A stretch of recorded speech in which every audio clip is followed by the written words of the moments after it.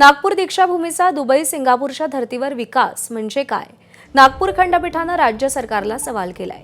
दीक्षाभूमीचा विकास हा दुबई सिंगापूरच्या धर्तीवर केला जाईल असं विधान राज्याचे सामाजिक न्यायमंत्री संजय शिरसाट यांनी 13 डिसेंबर 2025 रोजी अधिकाऱ्यांसोबत झालेल्या आढावा बैठकीत केलं होतं।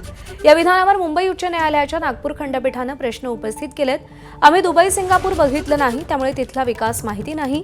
दीक्षाभूमीच्या विकासासाठी काय करणार हे सांगा, अशा शब्दात न्यायालयानं कानउघाडणी केली आहे। पुढची सुनावणी 21 एप्रिल रोजी होणार आहे।